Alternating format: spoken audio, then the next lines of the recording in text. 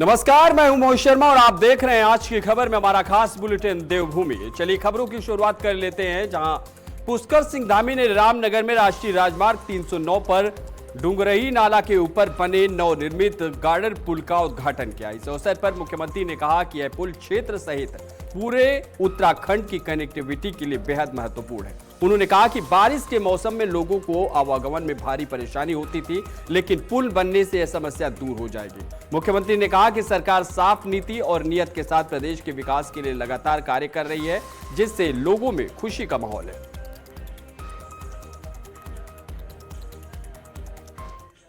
क्षेत्र की कनेक्टिविटी के लिए, और मैं कहूं तो इस पुल को कह सकते हो कि पूरे उत्तराखंड की कनेक्टिविटी के लिए ये पुल आज जो चालू हो रहा है, धनगढ़ी का पुल और इसके बगल में ही पनौत का पुल, दोनों ही पुल जो है 29 करोड़ की धनराशि से अधिक के पुल बने हैं। और इस पुल के बन जाने से जो वर्षा काल में इधर पूरे क्षेत्र की कनेक्टिविटी बहुत प्रभावित होती थी, अनेकों लोगों को इसमें बड़ी जनहानि भी हुई, बहुत लोग हमारे बीच में नहीं रहे। और आज ये पुल चालू हो जाने से खुशी की लहर है लोगों में। मैं हमारे माननीय सड़क परिवहन राज्य मंत्री अजय टमटा जी का, केंद्रीय सड़क परिवहन मंत्री गडकरी जी का और माननीय प्रधानमंत्री जी का धन्यवाद करता हूँ कि बहुत ही जो है चूँकि जो ऐसे काम जो देश की आज़ादी के बाद बहुत पहले हो जाने चाहिए थे, चाहे ये दोनों पनौत का पुल हो, धनगढ़ी का पुल हो, या हमारा जमरानी बांध हो, या देहरादून में बनने वाला सौंग बांध हो, लखवाड़ बांध हो, या आप किसाऊ की भी बनने का मार्ग प्रशस्त हो गया है। ये सारे काम आज संपन्न हो रहे हैं। वहीं पुष्कर सिंह धामी ने रामनगर स्थित गर्जिया देवी मंदिर परिसर का दौरा कर वहां चल रहे विकास कार्यों का निरीक्षण किया। इस दौरान मुख्यमंत्री ने निर्माण कार्यों की प्रगति का जायजा लिया और संबंधित अधिकारियों को कार्यों की गुणवत्ता एवं समयबद्ध तरीके से पूरा करने के निर्देश दिए। निरीक्षण के दौरान अजय टमटा भी उनके साथ मौजूद रहे।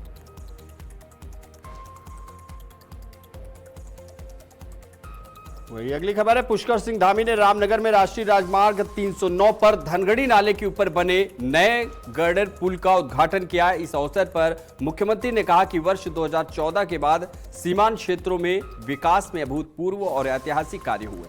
उन्होंने कहा कि पहले जहां सड़क, रेल, अस्पताल, स्कूल और बिजली जैसी बुनियादी सुविधाओं का अभाव था, वहीं अब तेजी से विकास हो रहा है। मुख्यमंत्री ने कहा कि नरेंद्र मोदी के नेतृत्व में सीमांत गांवों को देश के आखिरी गांव नहीं बल्कि पहले गांव मानकर विकास किया जा रहा है।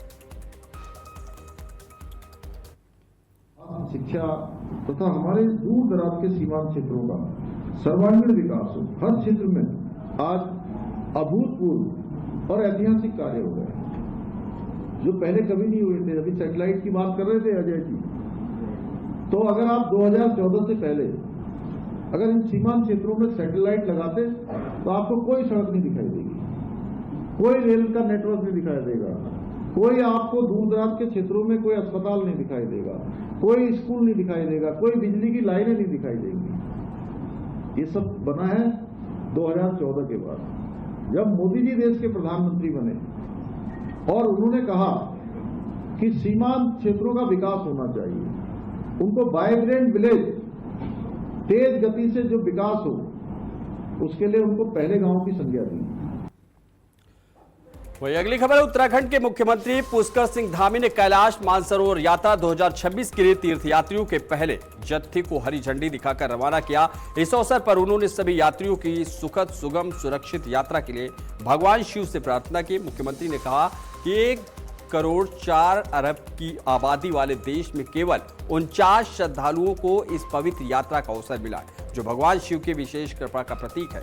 उन्होंने कहा कि देवभूमि उत्तराखंड से पहले जत्थे को रवाना करना उनके लिए केवल प्रशासनिक दायित्व नहीं बल्कि भगवान शिव के प्रति श्रद्धा और आस्था व्यक्त करने का सौभाग्यपूर्ण अवसर है। देवादिदेव महादेव से आपकी सुखद, सुगम और सुरक्षित कैलाश मानसरोवर यात्रा की मंगल कामना करता हूं। भाइयों बहनों, देवभूमि उत्तराखंड की पावन धरा से कैलाश मानसरोवर यात्रा के पहले दल को यहां से रवाना करना मेरे लिए हमेशा से ही एक प्रशासनिक दायित्व मात्र नहीं है, बल्कि भगवान भोलेनाथ के चरणों में नतमस्तक होने का, आप सबके माध्यम से भगवान भोलेनाथ का स्मरण करने का, उनके चरणों में नतमस्तक होने का ये सौभाग्यपूर्ण क्षण रहा है। वहीं अगली खबर है, उत्तराखंड के मुख्यमंत्री पुष्कर सिंह धामी ने अपने कार्यकाल के 5 वर्ष पूरे होने के अवसर पर गृह क्षेत्र खटीमा के चकरपुर स्थित बाड़खंडी महादेव मंदिर में पूजा अर्चना की और भगवान शिव का पवित्र जल से अभिषेक किया। इस दौरान उन्होंने प्रदेश की सुख, समृद्धि, शांति और जन कल्याण की कामना की।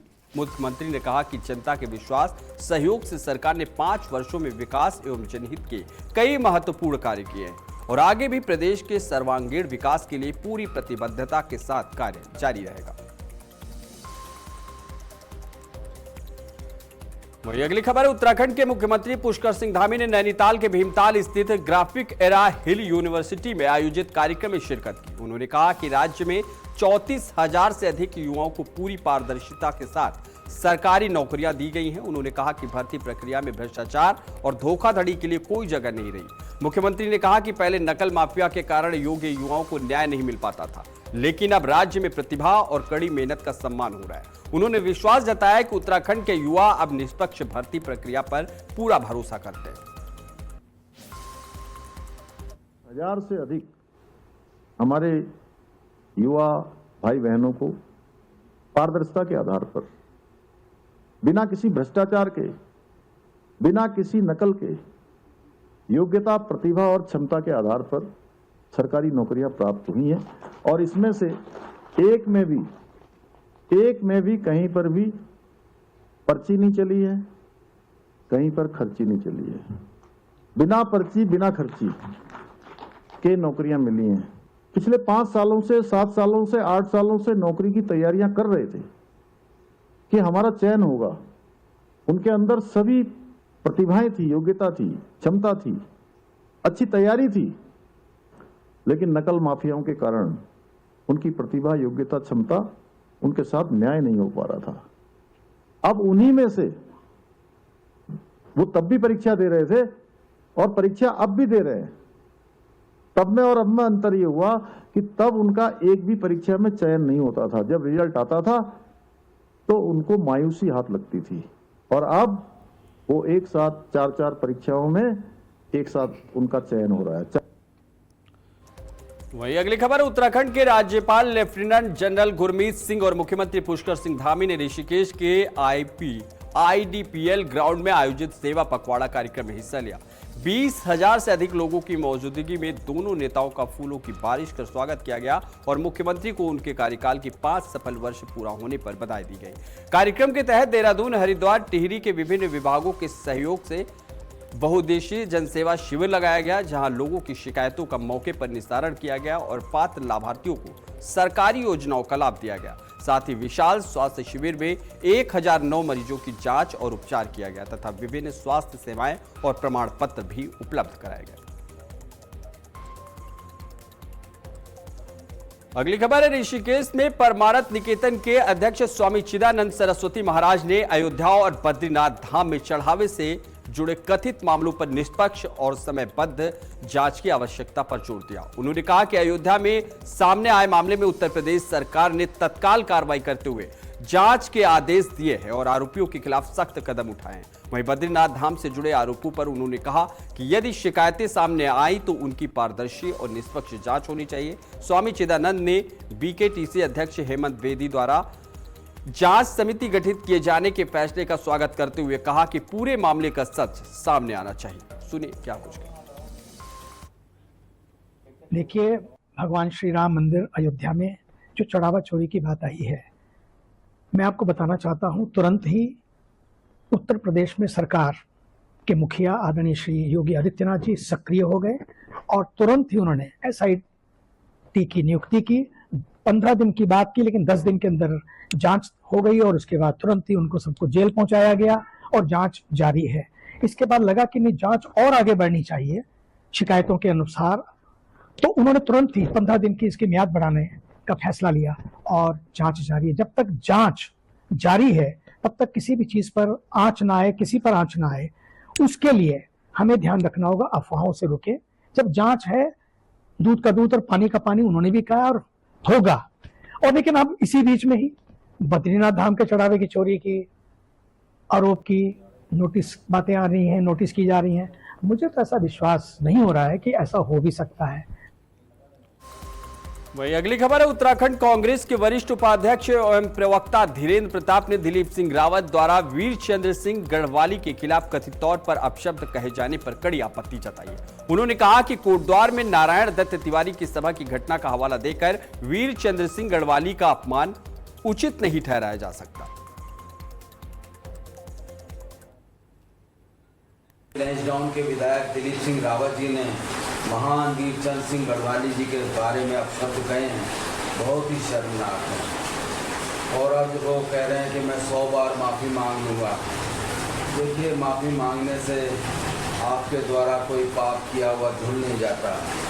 चंद्र सिंह गढ़वाली भारत की आज़ादी के महानायक थे। जब वह अपने अंतिम दिनों में इलाज करवा रहे थे तो स्वर्गीय हिम्मती नंदन बहुगुणा जो मेरे गुरु थे, उन्होंने उनका इलाज राम मनोहर लोहिया अस्पताल में कराया।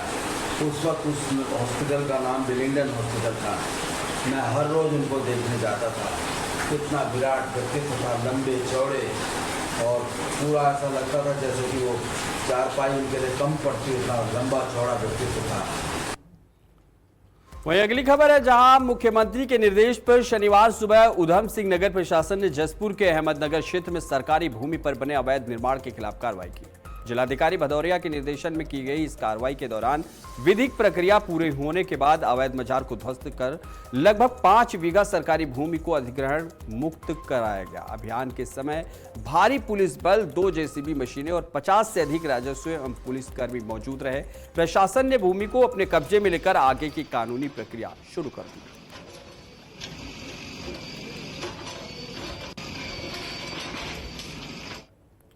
वहीं अगली खबर देहरादून से, जहां हरेला पर्व के मौके पर चल रहे पौधारोपण अभियान के बीच कांग्रेस ने राज्य सरकार पर पर्यावरण संरक्षण को लेकर दोहरे रवैये का आरोप लगाया। पार्टी का कहना है कि एक ओर सरकार पौधे लगाने का संदेश दे रही है, वहीं दूसरी ओर विकास परियोजनाओं के नाम पर बड़े पैमाने पर पेड़ों की कटाई की जा रही है। कांग्रेस प्रवक्ता प्रतिमा सिंह ने कहा कि हरेला उत्तराखंड की सांस्कृतिक पहचान है, लेकिन केवल पौधारोपण के फोटो अवसरों से पर्यावरणीय नुकसान की भरपाई संभव नहीं है। उन्होंने सरकार से जंगलों के संरक्षण के लिए ठोस और प्रभावी कदम उठाने की मांग की। देखिए, पौधों की देखरेख करना, हरेला पर्व मनाना, हरेला तो हमारा पर्व है, उसको हम सब मनाते हैं, लेकिन ये भारतीय जनता पार्टी का दोहरा चरित्र और दोहरी नीति है। एक तरफ तिलवाड़ी से लेकर के खलंगा जैसे जंगल, पहाड़ों में जो जंगल है वो सारे आप बेच रहे हैं, अपने उद्योगपति मित्रों के नाम कर रहे हैं, उनपे जो है अनाधिकृत कब्जा करवाने का कार्य कर रहे हैं। आपके खुद इन्वायरमेंटलिस्ट अनिल जोशी जो है, उनके आपने देखा प्रेमनगर में कितना रिजर्व फॉरेस्ट तक उन्होंने कब्जा कर रखा है। एक तरफ आप कटवा रहे हैं, पेड़ कटवाने का कार्य कर रहे हैं, हजारों पेड़ कट के मसूरी, ये देहरादून और दिल्ली में सहस्त्रधारा के हजारों पेड़ कट गए। ऋषिकेश में अभी आप जो है भनियावाला तक जो सड़क मार्ग बना रहे हैं, उसके लिए हजारों पेड़ कटवाने का कार्य कर रहे हैं। और 1 महीने पेड़ लगा देंगे तो आपको लगता है कि आपने जो क्षति की है, आप उस क्षति की भरपाई कर पाएंगे? अगली खबर, देहरादून में कर्नल अजय कोठियाल ने सोशल मीडिया पर हो रही आलोचनाओं और अग्निवीरों को लेकर चल रही चर्चाओं पर अपनी प्रतिक्रिया दी। उन्होंने कहा कि सोशल मीडिया पर लोग अपनी राय व्यक्त करते हैं, लेकिन इससे उन्हें कोई फर्क नहीं पड़ता। कोठियाल ने कहा कि अग्निवीरों को लेकर कुछ लोग अनावश्यक टिप्पणियां कर रहे हैं, जो उनकी व्यक्तिगत सोच को दर्शाता है। उन्होंने यह भी कहा कि इस तरह की सोशल मीडिया टिप्पणियों को गंभीरता से नहीं लेते और ऐसे लोग केवल अपनी भड़ास निकालते हैं। ये बड़ी खबर आपको देहरादून से बता रहे हैं, जहां लोगों की राय को व्यक्तिगत सोच बताया है। ये कोठियाल, अजय कोठियाल ने आलोचनाओं पर प्रतिक्रिया दी।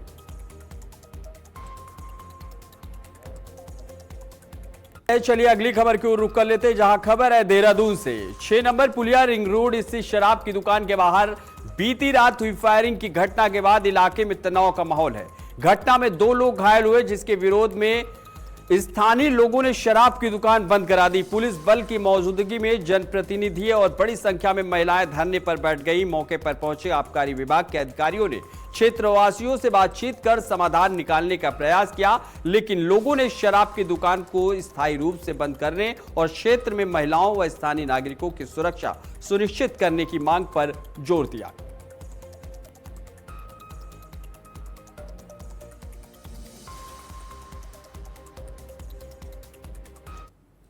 अभी हम लोग यहाँ पे आ गए थे। यहाँ पे काफ़ी महिलाएं और यहाँ पे भटजी भी साथ रहे इनके साथ, जहाँ भीड़ है। तो अभी इन्होंने अपनी समस्या बताई। इनका कहना है कि यहाँ पे लोग आके रोड की तरफ और या रोड के बगल में वो जो खेत है और यहाँ जो आगे खाली बस्ती है वहाँ जाके मदिरा का सेवन करते हैं। तो हमारी ओर से इनको आश्वासन दिया गया कि हम जितना भी नियमों में है, जो भी गलत काम अगर हो रहे इसलिए आए कि ठेका टूटना चाहिए, ठेका टूटना चाहिए तो आप हटेंगे हम यहाँ से जब तक ठेका नहीं टूटेगा, कि हमारे लिए बहुत गलत है। यहाँ पे आने जाने में छेड़ रहे हैं औरतों को छेड़ रहे हैं। यहाँ पे रोज दंगाबाजी होती है। यहाँ पे पीने के लिए यहाँ पे आते हैं दुनिया, सारी दुनिया यहाँ पे आती है।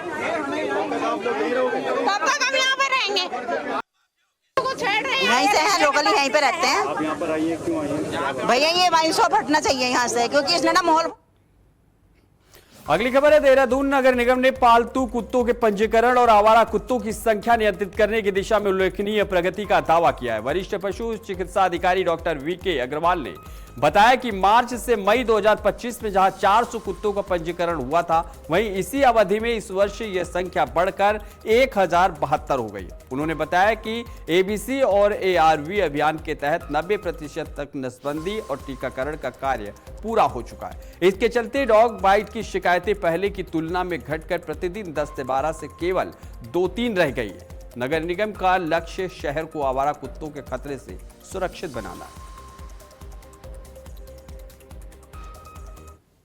बायलॉज हम लोगों ने जैसे 2025 के तैयार कर दिए थे, उसके तहत पंजीकरण का काम बहुत अच्छे से हो रहा है। जैसा पिछले सत्र की अगर बात करें 2024-25 में जो हमारा पंजीकरण का काम हुआ था, वो जो विगत 3 महीनों में हुआ था, मार्च अप्रैल मई में, वो मात्र हमारे लगभग 400 डॉग के पंजीकृत हुए थे। उसके अगेंस्ट अगर हम इस सत्र की बात करें तो मार्च अप्रैल मई में लगभग 1072 डॉग्स हमारे पंजीकृत हो चुके हैं। इसी तरह से हमारा जो पंजीकरण का परसेंटेज है वो 3 गुना तक बढ़ा है।